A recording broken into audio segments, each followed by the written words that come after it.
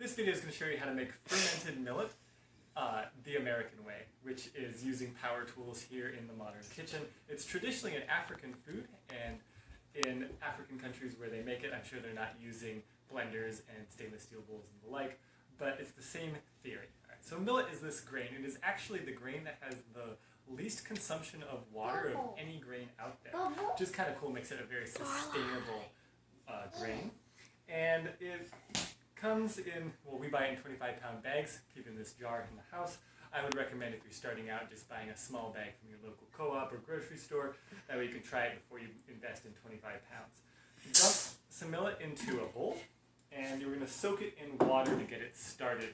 Why would we soak it in water? Well, the purpose is to get it to sprout. And so grains hold a lot of their nutritional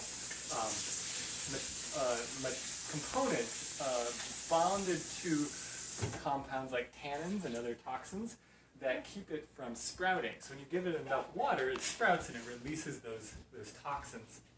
And so we're going to soak it in water overnight. You'll notice that I kind of swish it around with my fingers to make sure that all of the millet pieces are covered in water. We'll give it probably, this one's going to probably soak for a little longer than overnight because it's early in the day and we'll do it tomorrow morning. But you can go for anywhere between 6 and probably 48 hours. Alright, so this is the millet after about 25 or 30 hours. It is, as you can see, got some bubbles floating on the surface from probably yeasts digesting some of the sugars and starches in there. But it's not like putrid rotten yet, which is good. And it's definitely been sitting there an adequate amount of time. So now what I'm going to do is I'm going to strain and rinse the millet. Reason is that millet, just like any grain, is going to release a lot of tannins when you soak it. That makes your food taste bitter. And then there's some theories that maybe it's not as healthy to be eating those tannin-type compounds. So I'm going to do it, and definitely makes the millet taste a lot better, I think. I usually rinse it a couple of times, but I've already pre-rinsed this one.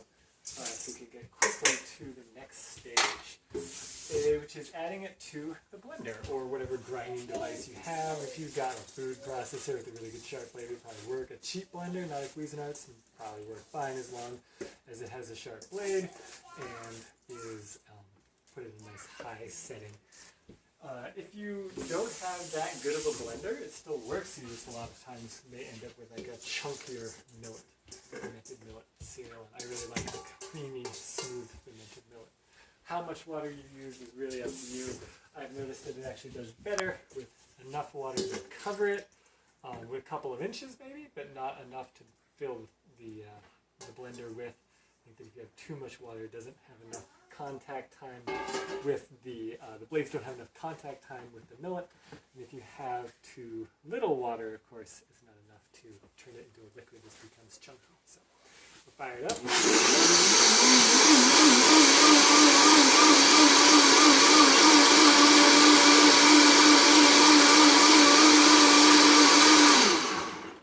And like most blender work that I do, I just go by sound. I can feel like I can hear the sound change when all of the millet seeds have been ground up and it's no longer blades no longer striking those millet seeds. And then final step is we got to put it into the fermenter. I like to ferment in glass only. I feel like if I ferment in metal, it leaves kind of a it can like dissolve some of the metal. I feel like you're getting some of that metal flavor, just like you would if you have, say, say, tomato sauce in a cast iron pan, that same flavor, right? I feel like you get that metal, and then of course plastic is gnarly. It's got lots of phthalates and other chemicals that'll leach if you're fermenting. So put it in a glass jar to ferment it, put it somewhere warm, and I will throw a towel over the top of it. Of course, different people have different theories about the level of cleanliness needed for fermentation.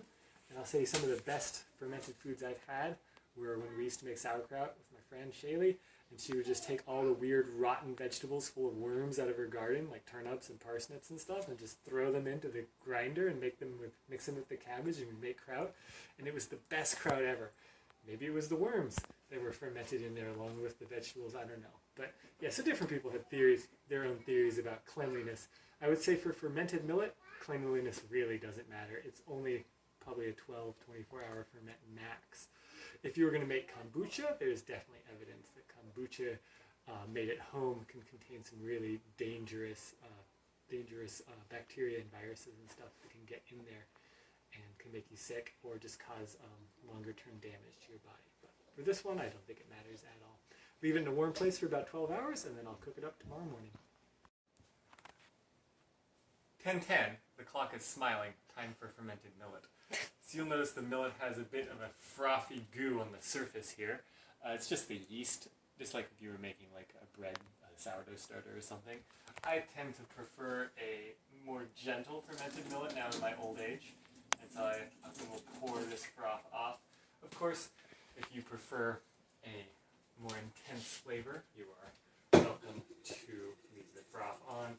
In order to make stirring easier, a lot of times I will add cold water at this point. It's kind of like the texture of like cornstarch.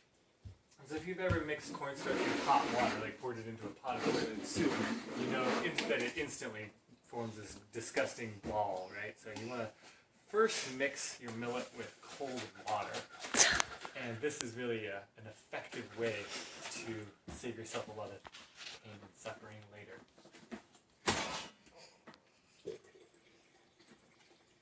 I have experimented with trying to reduce the amount of stirring by having some water boiling on the stove already.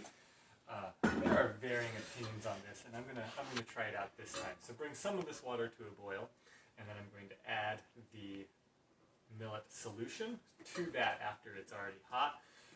The key here is that the millet solution needs to have plenty of water already added to it, otherwise it's going to form clumps when it hits the water, kind of like dumplings maybe. But this will reduce the amount of stirring that we have to do. Alright, so water is boiling. We're going to go ahead and add this, and it'll instantly cool the pot down, which will keep it from forming clumps, though I really like to get in there quick and stir it instantaneously. The key to a good fermented millet is that you're always stirring, so it doesn't clump up like this, and you kind of press those clumps against the side.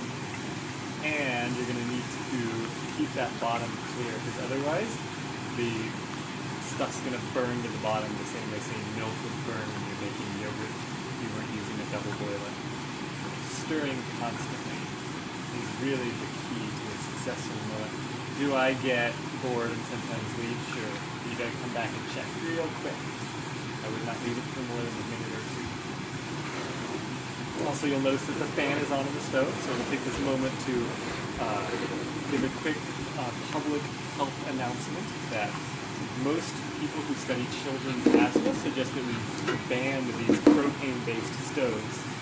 And the reason is that propane, when it combusts, creates nitrous oxides, and living in a home that contains nitrous oxides in high concentrations will has been shown to increase the risk of childhood asthma in kids. So it's super important that if you have the choice of buying a stove, which we didn't, the house came with a stove, but if you have the choice, it's a good idea to get electric or, I don't know, cook on the campfire outside, right? Go back to caveman and cavewoman style cooking. Now that's unlikely to happen in this modern world. Alright, now you see here this thickening up of the millet. This is the time you really need to be in here stirring, especially as it's starting to get really good. Once it boils, you can kind of lay off the stirring much better. Oh, I forgot to mention that the reason the fan is going is to pull those nitrous oxides out, right? That was the whole point of that public health announcement. I didn't actually come across that info as a result of the stove. I came across it because we have a unvented propane heater in the house we bought, and it turns out that those things are producing way more nitrous oxides. Like, you can almost just like feel the pollution in the air when you're breathing around those, which is really terrible. If the health officials are saying that we should ban this little flame, having a giant propane flame in your house is super bad news. So obviously we don't use it in other forms of heat.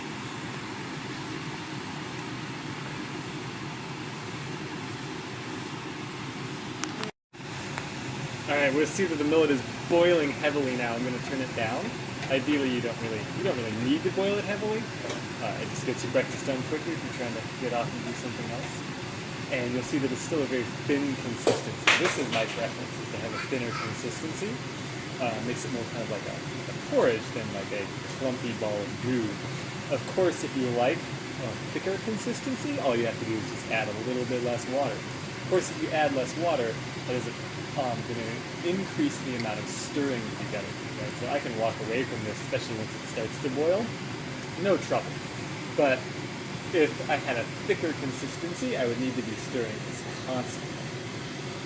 And once it's come to a boil for maybe a minute or two, it's done.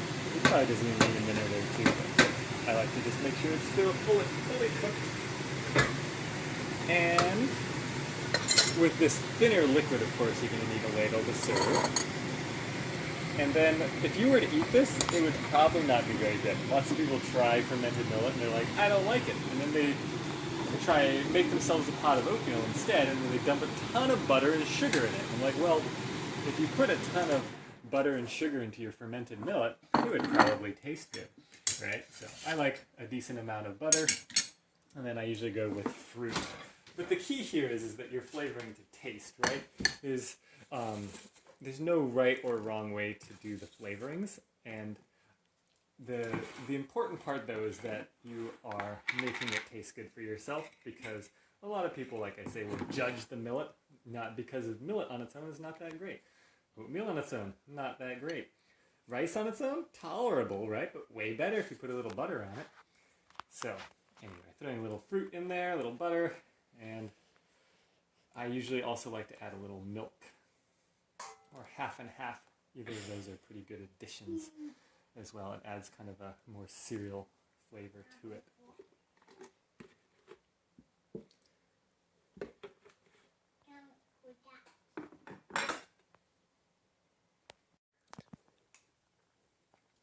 Delicious. Storing leftover fermented millet is easy. Just dump it when it's still warm into a Tupperware. Of course, if you leave it in the pot, you can still put it in the Tupperware. It just might be very coagulated. Cleanup can sometimes be complicated by the fact that it sticks to the bottom of the pan. This is actually a really clean pan, considering it made fermented millet today. But just soak it for a day, and then, or not even that, probably 6 hours is fine, and then hit it with a stainless steel scrubber, and you'll be able to get it clean, no troubles. Of course, sometimes you're going to forget about your millet that you soaked, and it'll turn this kind of weird putrid gray. Yeah, you could totally eat it. I've blended it up, fermented it, but honestly, the flavor is a little odd at that point. So you can also just, give it to your chickens.